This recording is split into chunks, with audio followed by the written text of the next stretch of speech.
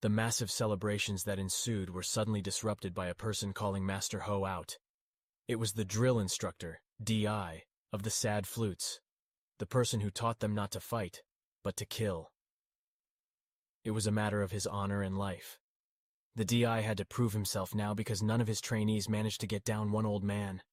He wouldn't be able to go back into the flutes anymore. He was fully accepted as a master ninja, an assassin that was deployed for field operations. He stood in full black ninja outfit, covering his face. For him, there could be no defeat, only death should he fail. Everybody stood in silence, realizing what this meant. They knew the DI was challenging Grandmaster Ho to fight to the death. There was no backing out of this for Master Ho. Should he decline to face him now, the DI would come after him anyway, even if that was the last thing he would do in this life. People tried to take Master Ho's place. Even the beginners of the novices tried to protect their master. But Master Ho wouldn't let that happen. He knew that all of those that would go in between him and the DI would surely get killed. Ho accepted the challenge. KFMD Mortal Kombat theme. The fight started. The DI attacked first with a simple front kick. Quite an exposing move if you would ask the ghost. If you're too slow, that is. But the DI wasn't. Like a leash smack, with no chance to exploit it for Grandmaster Ho. All he managed to do was step to the side, narrowly dodging it. On the other side, it did surprise the DI, drill instructor. He wouldn't expect the old guy to be fast enough. But the DI didn't go all in, he was just testing. It was still surprising. Master Ho responded with arm work on DI's upper body, managing to deflect the DI's deflection tactics, and still hit him twice with relatively low force into the DI's upper right chest and liver. It didn't even faze the DI, only enraged him. He lashed out with strong kicks and spinning heel kicks that were too powerful and too fast for Master Ho to exploit them. In Master Ho's tactics, he just tried to preserve as much energy as possible, facing a physically stronger opponent, and to just avoid completely any contact if possible. He knew that every miss of such powerful kicks, with such a great generated momentum behind them, was putting great energy demands on his opponent. But for the time being, the DI didn't show any signs of fatigue. The first hit came through, too fast to avoid. Only a partial deflection was hastily applied in the last moment by Master Ho. But he still got hit on his right cheek by DI's fist. Ho staggered backwards, almost losing balance completely. The whole place went silent. The frantic cheers of Ho's name that were present from the very start had vanished into silence, as if everyone realized this is it. One hit, and it's over. Well, they underestimated Grandmaster Ho too. As the DI closed his distance to finish him, Ho responded with a combination of fast kick to the DI's knee area that nearly chopped him off at the feet, followed by 4, maybe 5 rapid hand punches into the DI's chest and face so quickly that the DI had no chance to respond to them. He was still off his balance by Ho's knee chop. The DI fell down onto his back, and Ho immediately mounted on top of him, trying to unleash a volley of punches in his face. Not only did the DI cover his face in time to block them all, he also managed to grab Ho by the neck, pulling him towards himself. The DI was way stronger. A simple turnaround proceeded, and then the DI was on top of Ho, beating the life out of him. The first student came up. It was not even clear if it was Master Ho's student, or just a person that wouldn't stand by watching Grandmaster Ho being beaten to death. This would be perceived as a stain on his honor, but he decided to pay the price anyway, Tomas explained. The student didn't do much. His attempt to kick the DI off Master Ho failed. Instead, he got himself a broken leg by the DI. The DI grabbed the student's leg just as he finished his roundhouse kick, then pressing it at the calf level against his torso, while a powerful open palm punch into the above knee area did the job. The student bought Master Ho about 2 seconds, which was enough for Ho to kick the DI off him. Ho shouted out angrily at everyone, "No, no one steps in. This is my fight." Before he managed to finish the sentence, another front push kick into his chest threw him backwards whilst he spat out some blood. Another 3 students stepped in, Tomas's friend Chen among them. They couldn't watch it anymore, nor ignore it. The DI got them one by one in rapid succession with kicks into their faces or chests, striking into the direction from which they came. One of the students obviously fell mortally wounded onto the floor. His nose got pushed inwards into his face as it caved in. A few gurgles followed, and the amount of blood that covered his whole face in seconds, coming out of all of his face's orifices, spelled his coming doom. It was truly shocking, something that Tomas hadn't seen before. Enraged, Ho instantly managed to land in some good kicks that didn't get blocked, but the DI still looked unfazed. Worst of all, those kicks visibly cost Ho a lot of energy. Then, Ho got slapped in his face via the DI's right backhand, and he staggered to the floor again. About 20 people had stepped in, but the DI was too good for them too. Every strike or defense resulted in their total incapacitation or breakage of any of the body's extremities that got exposed. In less than 12 seconds, all of them were down, and the last one got his neck snapped by the DI's hands in exhibition manner, sending a statement to anyone who would dare to step in next. That was exactly what was about to happen to Grandmaster Ho next. That 12 seconds that Ho gained was only enough to get himself back onto his feet, visibly shaken and trembling, bleeding from the mouth, nose, a ripped eyebrow, and many other bruises. He couldn't even speak anymore, just whisper. Chants turned into hate statements. This is what you came here to do from the start, you animals. Fucking sad flutes. With one man still dying on the floor, one dead already, possibly more later in the hospital, Ho barely standing and expecting his fate to come in the next moment, Tomas had no choice. Now he had to step in. Tomas regretted that it took him this long, since he had to step in anyway. Absolute silence ensued as soon as Tomas started making his way through the angry crowd into the ring without a word. People made way instantly, and the absolute silence that ensued caught the attention of the DI as well, leaving Ho alone for the moment. As Tomas became visible to him, he spewed, I know who you are. You are the annoying ghost. This is my lucky day. I can make it out of here with unscathed honor after all, once I kill you. Tomas didn't reply. There was no need to. Talking is for the weak and afraid. To him, that the DI even needed to say that out loud was a sign of clear weakness. True evil, like Tomas turned himself into in that moment in his heart and mind, doesn't tell its intentions, it just acts. There was but one conflict in Tomas's mind. Should I kill him or not? Chen almost just got killed in front of him. When Tomas looked towards hurt Chen, who was crying on top of his other friend who was still gurgling out blood, lying on the floor, he got enraged. He instantly attacked the DI's legs, trying to chop him off his feet, but the DI just stepped back, dodging the attempt easily.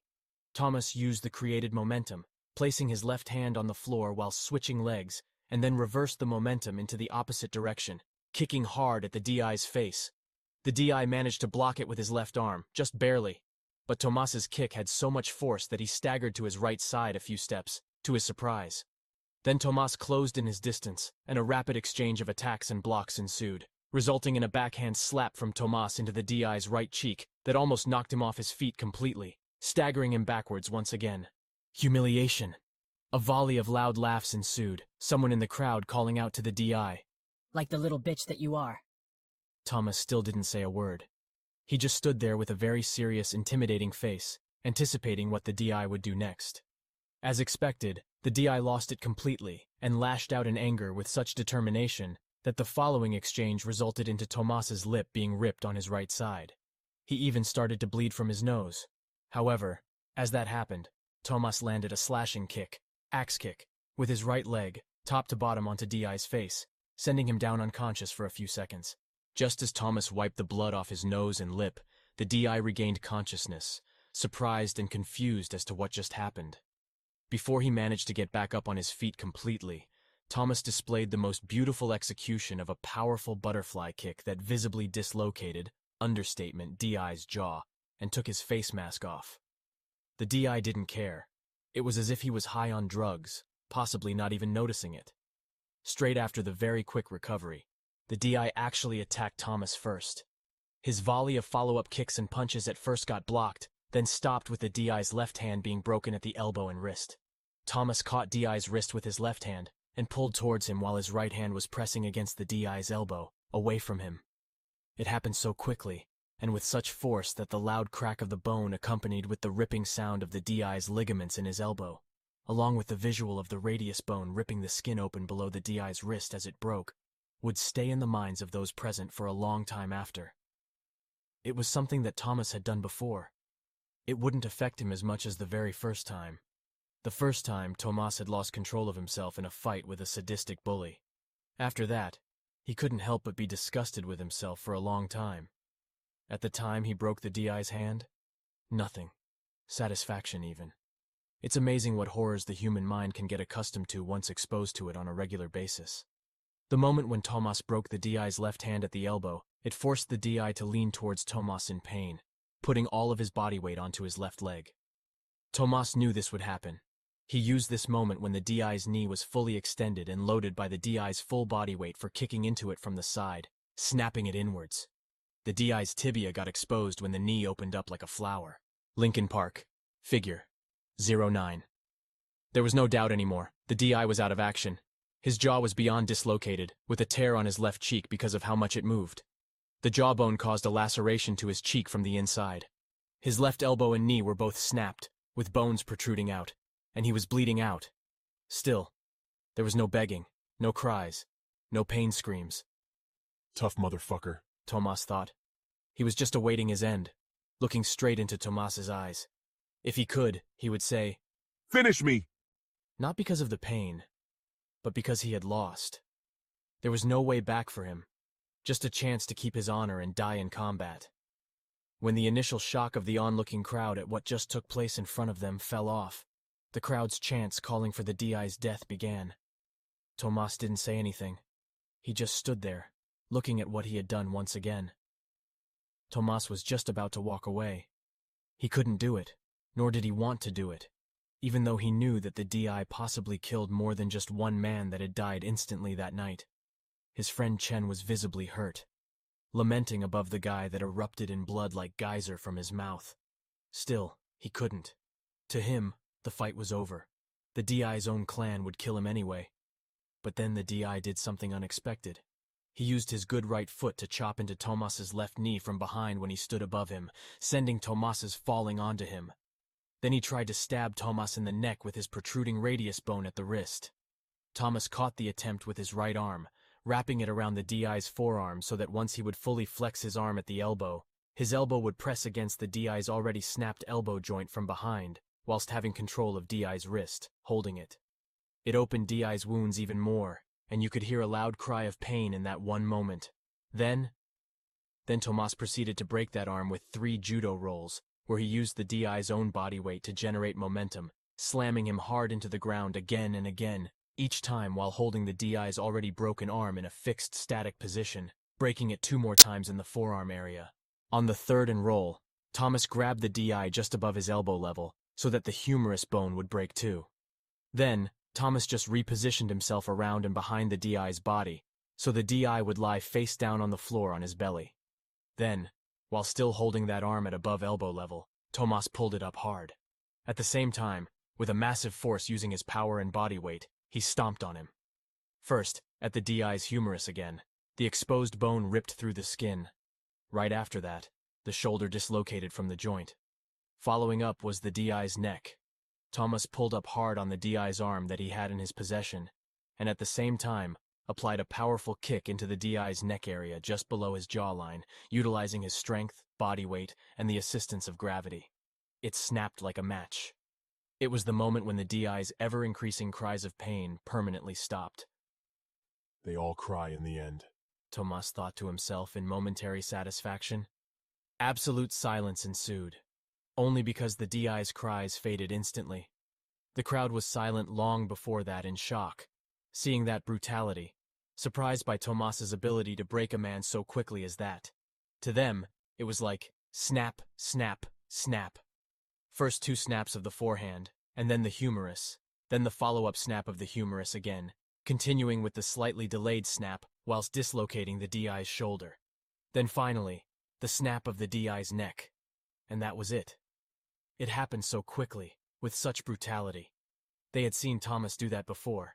He'd broken bones multiple times, sometimes in multiple places, but never in such a manner. It was always when the bully still tried to strike Tomas that he broke the opponent's bone in his defense, but never multiple times, at multiple places, after a single attack of his opponent. It was almost like an execution. Not that the DI deserved any better. Not that they didn't call for the DI's death just moments before, but because they had never seen the ghost, the merciful, lash out in such a brutal manner. The ghost almost just walked away. Now this? They were surprised, and so was Tomas. He couldn't help but to think that he had let himself down again, like being shot in the back.